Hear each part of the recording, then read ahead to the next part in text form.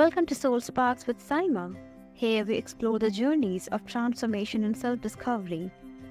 And tonight we are joined by our amazing guest, Allison Davis, a late bloomer with a heart full of wisdom who inspires others to embrace new possibilities at any stage of life. So, together we'll uncover how to move from Forever 42 to truly becoming golden. So, Allison, welcome to the show. Hello. Thank you for inviting me. Oh, you're warmly welcome. It's a pleasure to have you here, truly. So, Allison, can you share that what does becoming golden mean to you personally, and how did you realize it was possible later in life? Well, I have been denying who I am and what stage I am in my life for a long time. Um, like 15 years ago, my stepdaughter nicknamed me Forever 42. So we kind of played around with that, and I, created a website and used it as my platform for, the wellness products that I endorsed and was an affiliate for. But the last couple of years, I've kind of matured away from that and have been reaching out more to the proper age group that I truly am now. And I still appreciate, that I'm referred to as Forever 42 because I am a very youthful 70-year-old grandma. And no one ever believes when I say that I have so many grandchildren and whatnot. And but I just recently am enjoying these golden years and through John Maxwell's um, coaching and speaking team, I have learned it's time to keep on growing. And I had never heard of him until 2 years ago. And I'd heard of him, but I never followed him. So through his growth books, I've learned that we never quit growing. And it's a beautiful thing until the day you die to just keep on growing. And so that's to me what becoming golden means is I am just becoming more and more in love with becoming golden and referring to, a lifetime of wisdom you've attained and you can share with others and, encourage others to just find that peace of mind that comes with accepting whatever stage you are in life. That's it. Yes, I love that, in fact. And like you truly embody the idea of becoming golden, the way you embrace life with such gratitude, joy, and curiosity. It's really inspiring, I would say. And the fact that you feel forever 42 and carry that energy, like even as a grandmother for the 72, really shows that becoming golden isn't about age, it's about mindset, self love, and fully embracing who you are. And your love for this journey is so palpable. And it's a beautiful reminder again that, transformation and radiance can happen at any stage of life. And hearing you speak about it makes it feel so possible and uplifting for everyone listening. Oh, yeah. You, you have to really find who you truly are. I tried to be something different than what I truly am. I didn't realize that I was enough being who God created me to be. And when I finally realized that I didn't need to be that extrovert, that outgoing person that I admired from a distance in other people. It's like, but that's not me. And when I finally embraced that I am a quiet soul and that God can use that because that's what he created me to be. And I've observed how people respond to that. If I come across very confident in that, it's not something to back down or compare myself to others who are more outgoing. Um, it's just brought me such peace of mind. Absolutely, that's indeed very powerful. So, was there moments of doubt, and how did you navigate them? Mm. Very uh, uh, convincing myself that I had to, because you can easily get drawn into depression, and I backed away and started just distancing myself from others and realizing that life is short and I can't I can't help others if I can't help myself. So I learned to accept the fact that I can keep growing. I can battle whatever comes my way and come out on the other side of that with so much knowledge and strength. And I'm loving that, you know, when depression or self-doubt starts creeping in, I can now use better words and speak to myself more kindly and be thankful.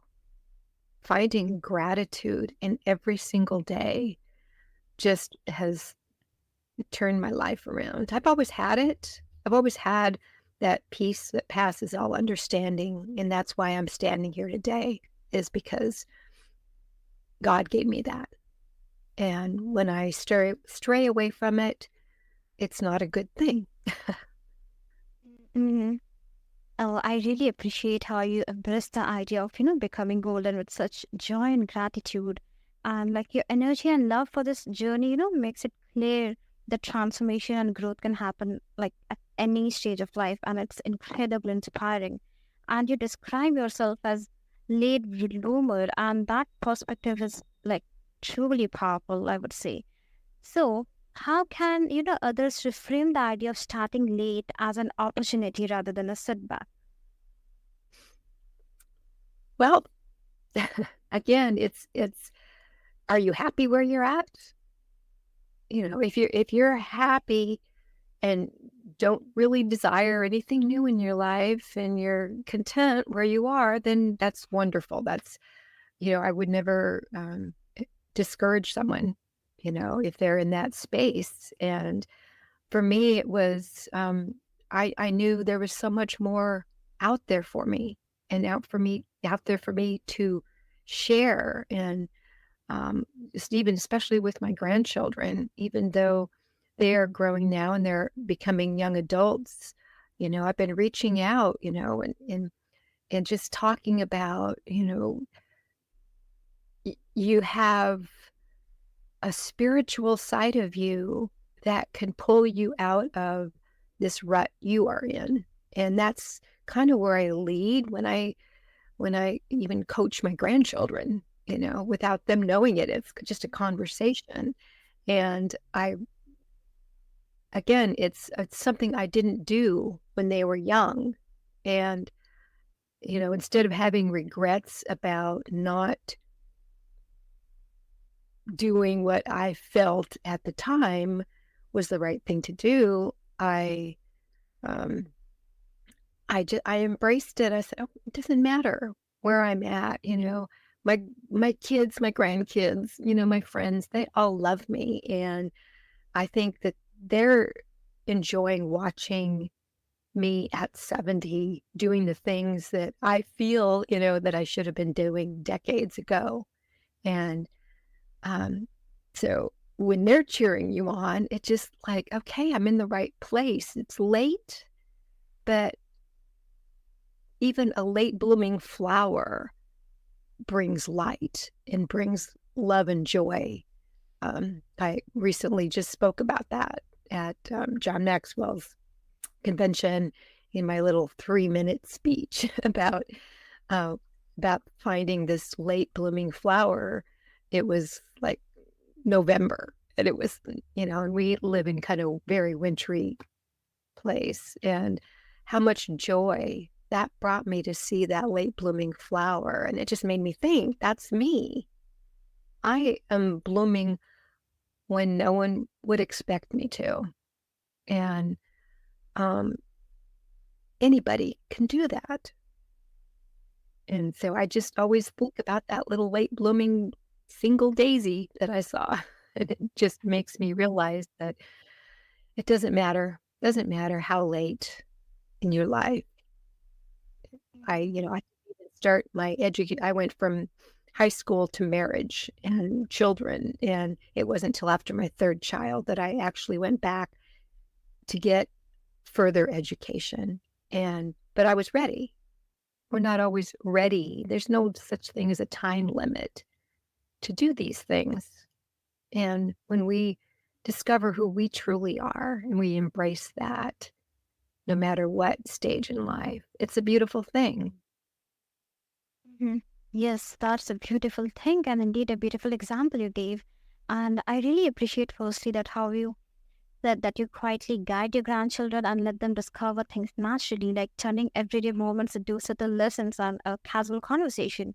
And again, the image of a lead blooming flower is so fitting, I would say. It really captures how growth can happen in its own time and how being in the right place at the right time can bring so much joy and fulfillment. And hearing you describe it this way really makes the idea of starting late feel not only possible but truly enriching. Absolutely. Mhm. Absolutely. And, my husband benefits from that because it's a way to create new conversations when there's been a lull in relationship. And because the more you're learning, the more you have to share and the more you can encourage others. And I'm an ultimate encourager.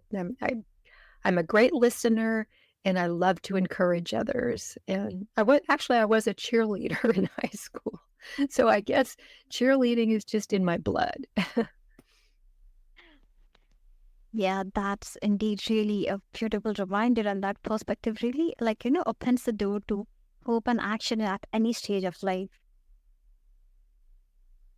Yes. Yes. It, it's wonderful time.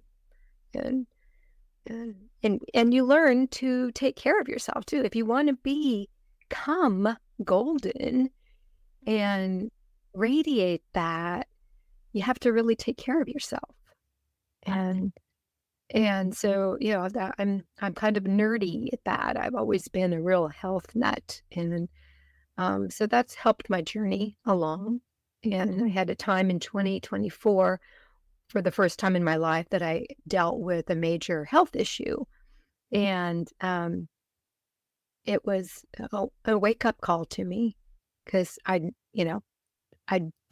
felt so blessed all my life with good health, and when it kinda took a back seat for a bit, it made me reevaluate, "Okay, what's going on? What and how am I gonna respond to this?" Um, and I started doing my own research and wanted to find out, "Okay, what's the cause of this?" And because I was gonna, I had desired to be a nurse at one time and took my prerequisite courses in college, but because I raised a daughter with type 1 diabetes, I realized I'm already a nurse at home and chose to, end that career option because that kind of already was one. Hmm. That makes so much sense, Alison. It's really amazing that how moments like that can wake us up what really matters and push us toward change. It really highlights like our strength and the intentional we have embraced in our journey since then, right? Mhm. Yeah, yeah. Absolutely. Well, yeah, because we only have one. We only have one life, and my motto is to lead with love because it really truly is the only answer. Absolutely, absolutely, yes. Now, like being said that, love is central to your philosophy. So, It how is. does love or self, how does, love of self or others guide your growth? Mm.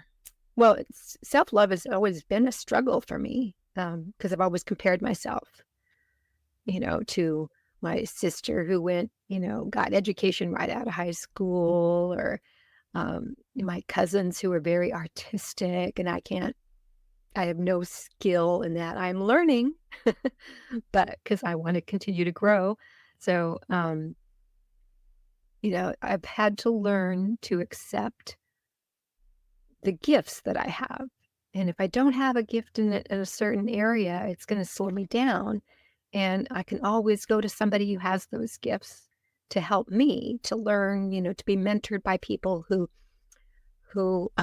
can help me and can further something that I can't. And the stronger I become in self-love, the more I can give to others. Mhm, mhm. That's a beautiful reminder. And first of all, thank you for sharing that so honestly, Alison. I think, so many people can relate to the struggle of self-love, especially when comparison has been a constant companion. And that's really inspiring. Like, is that even with that challenge, you have continued to grow and explore what love means in your life? It really shows that self-love isn't about perfection. It's about awareness, patience, and choosing to nurture ourselves, despite the doubts. Mm, every day. Every day. Uh, yeah. And, even just looking in the mirror every day and reminding yourself that you are loved and you were created to share that love. That has been helpful. And because we do have days we get out of bed and we wonder and we ponder, okay, and we're reminded of the mistakes we made yesterday. And you just have to tell that voice that yesterday's gone, today is a new day, and I'm, I look forward every day to be better than I was yesterday. And that's, from here on out, that's a daily thing. Yes, yes. And, yeah, I really get this reminder in my mind that love often lights the path when logic can't, isn't it? Mhm. Oh, so true. Yes, absolutely, indeed. Now, many people fear change after a certain age. So, how do you inspire confidence in others to take bold steps towards reinvention? Oh, I'm the queen of reinvention. I have been through so many different pathways, and my journey's just been up and down and all around. And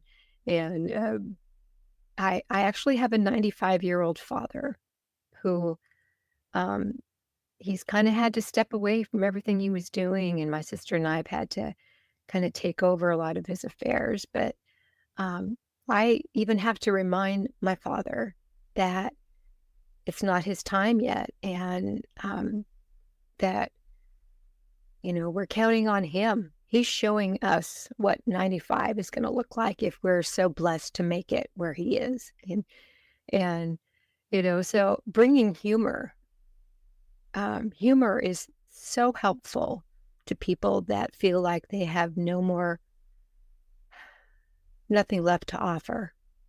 And um, so humor, I don't feel like I'm a very funny person, but when you have a loved one that needs it, just to want to keep on living, you find you find stuff, and boy, can I make him laugh. And um, we just have to know who we're talking to. We have to know the person that we want to share light with. And becoming golden is all about that. Just having a light and sharing it, because people are drawn to light.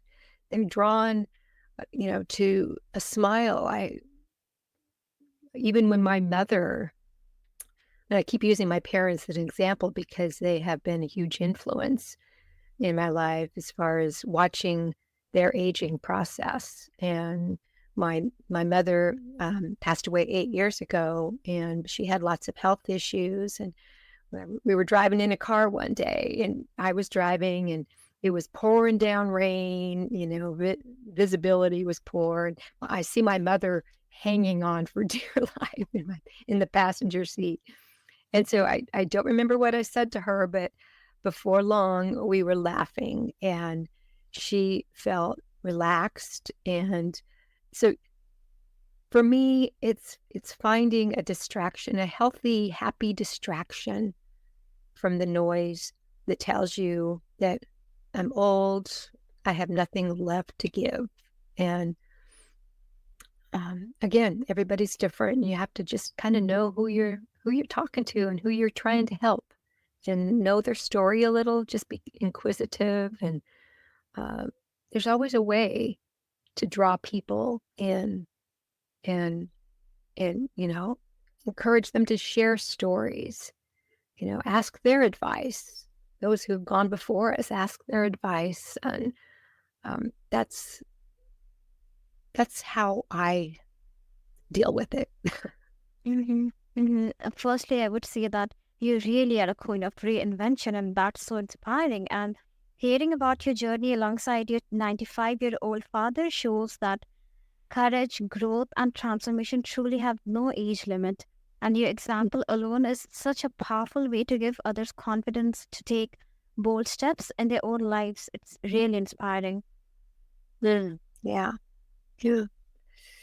Well, I hope so. I hope so because, I'm eternally grateful for those who have gone before me, inspired me, and it's Mhm. important to have those good mentors, inspiring mentors, for sure. Yes. Now, like looking back, what would you tell your Forever 42 self to, encourage the journey toward becoming golden? Mm. Hang on, enjoy today, and,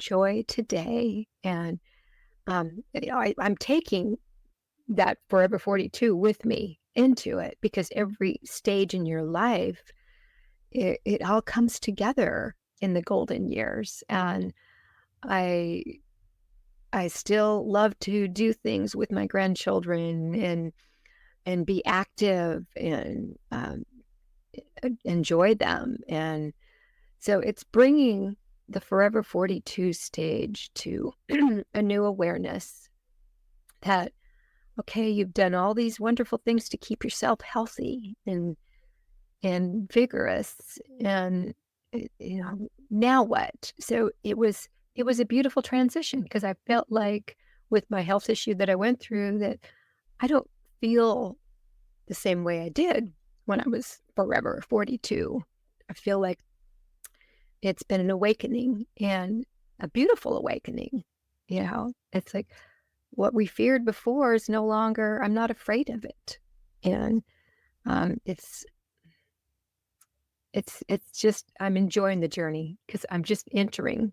I feel like I'm just now entering that golden stage, and I want it to become brighter and brighter. And it's been a mental thing for sure. Mhm. That's indeed is such a beautiful mindset, Allison. Like you said, hang on and enjoy. It really speaks to embracing the journey without rushing it. And I love that you're carrying that Forever 42 energy with you. It makes your story feel both joyful and timeless. So, thinking about that, how can listeners use that wisdom to spark their own transformation today? Discover who they truly are. I was reading one of John Maxwell's books, um, and it's all about being true to yourself. He wrote a book about, your dreams, putting your dreams to the test. And it's like, while I was reading it, I thought, oh, all these years I've tried to do something that I wasn't particularly skilled at. And when I realized that it was okay to let go of those things that I had been beating my head up against the wall to try to do, that were not really truly me, when I and then I started going through all these little tests, to say, okay, wow. So it's okay. God created me to be a quiet soul. And the more I embrace who I truly am and get to know myself, it we think we know ourselves. We know our habits, we know our weaknesses, but do we really know our strengths? And I think we give our weaknesses too much power. And I think giving our strengths, knowing our strengths, and really diving into those and, thinking about, okay, how can that be used? How can it better people? How can it be a good thing? And making it stronger and stronger every day. For me, it, even just like daily conversations with my husband, I used to get all, huffy and puffy and, I'm right, and it was a battle a lot of the time. And it's like now it's like I want him to be him and I want me to be me. And then I want us to agree to disagree, that it's okay because we're two unique individuals. And that's, how I think we all should look at it. Like, okay, I'm, I'm not you, I'm me. And I'm going to find joy in that. It's a decision. It's a decision to find joy in who you truly are. Absolutely. I completely agree with that. And I love how you center transformation in self discovery. It feels so authentic and inspiring at the same time. And the way you have embraced your own journey really makes that advice come alive. Like showing listeners that uncovering who they truly are can be both freeing and empowering. And that is such a powerful reminder. Mhm. Yeah, absolutely. Yeah, And and not backing down from that, it's like, I used to say, "Well, who am I to think that anyone's gonna listen to me?" But I'm standing here proudly proclaiming that I I am me, and I'm not apologizing for it anymore. yes, yes, that absolutely. That reflection shows us that wisdom is earned and, not rushed and is always available to guide the next step. Absolutely. And Alison, you reminded us that life's golden moments aren't confined to youth. They're discovered in courage, love, and curiosity. So, listeners, take today to embrace possibilities you might have thought were behind you and let your own golden journey begin. Keep your soul sparked and your spirit shining bright.